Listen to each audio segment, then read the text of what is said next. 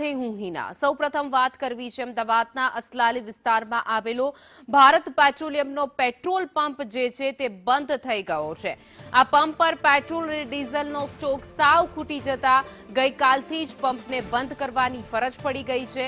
ઈંધણ ન મળવાને કારણે સ્થાનિક અને લાંબા અંતરના વાહન ચાલકો ભારે પરેશાન થઈ રહ્યા છે। આ કટોકટી વચ્ચે તંત્ર અને એસોસિએશન દ્વારા નાગરિકોને હાલ પૂરતો પેટ્રોલ અને ડીઝલનો મર્યાદિત અને ઓછો ઉપયોગ કરવાની ખાસ અપીલ કરવામાં આવી રહી છે। તો ઘણી જગ્યાએ પેટ્રોલ પંપ બંધ છે, ત્યારે અમદાવાદમાં પણ એવા દ્રશ્યો સર્જાયા। વડાપ્રધાન નરેન્દ્ર મોદીએ પેટ્રોલ અને ડીઝલનો ઉપયોગ પર રાહત મળે અને તે સાથે તેનો બચાવ પણ થાય તે રીતે તેનો ઉપયોગ કરવા માટેની અપીલ કરી છે।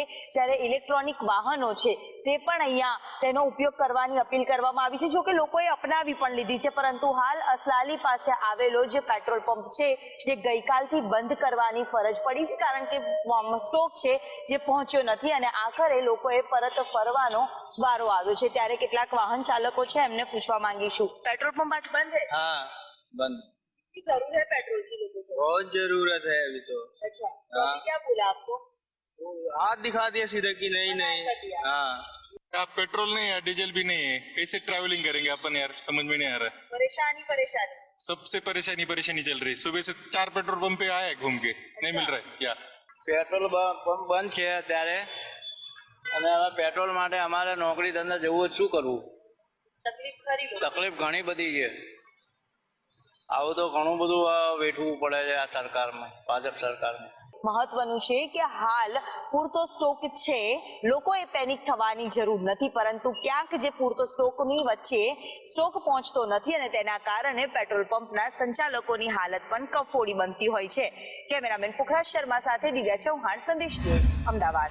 પેટ્રોલનો ઉપયોગ ઓછો કરવા માટેની અપીલ કરવામાં આવી છે, પરંતુ પૂરતા પ્રમાણમાં પૂરતો સ્ટોક પેટ્રોલ અને ડીઝલનો ઈંધણનો મળતો નથી। તેના કારણે અસલાલી પાસે આવેલું ભારત पेट्रोल पंप છે તે બંધ થયું છે અને ગઈકાલથી બંધ કરવામાં આવ્યું છે। ત્યારે કેટલાક વાહન ચાલકો છે એમની સાથે પણ આપણે વાત કરીએ। अभी 2-3 दिन से जब डीजल का प्राइस बढ़ा है उसके बाद में थोड़ी प्रॉब्लम आ रही है और हमारा काम तो पेट्रोल के बिना चलता ही नहीं। जहाँ जाते बोलते स्टॉक खत्म।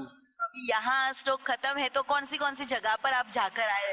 उधर हाथीजन पे मैं गया था, कमोड सर्कल पे गया था, नारोल गया था। नहीं है कल नहीं था, आज का पता नहीं। और इधर से 2 दिन से आ रहा हूँ, पेट्रोल नहीं।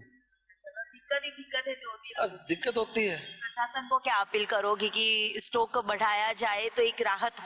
प्रशासन को यही अपील करते हैं कि जो तेल का हमारे ऊपर संकट आया है, ये को जानबूझ के तो गवर्नमेंट ने नहीं किया। गवर्नमेंट तो अपना प्रयास कर रही है, बट उसको थोड़ा पब्लिक की तरफ भी ध्यान देना चाहिए। तो स्टॉक का कोई ना कोई ऐसा सोर्स निकाले, या ईवी पे निकाले, या सीएनजी पे निकाले, डीजल पेट्रोल पे जो भी निकाले, बट कम से कम पब्लिक को रोटेशन रहेगी तो आम पब्लिक के ऊपर इसकी मार ना पड़े।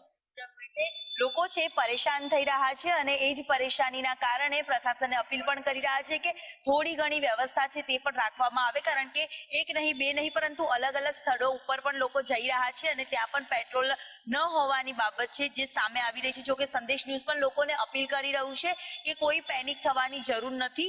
અમુક એવા પેટ્રોલ પંપ છે કે જ્યાં ટેકનિકલ કારણોસરના કારણે પૂરતો સ્ટોક ક્યાંક આવ્યો નથી, તેના કારણે લોકો હેરાન થતા નજરે પડી રહ્યા છે। કેમેરામેન પુખરાજ શર્મા સાથે દિવ્યા ચૌહાણ, સંદેશ ન્યૂઝ, અમદાવાદ।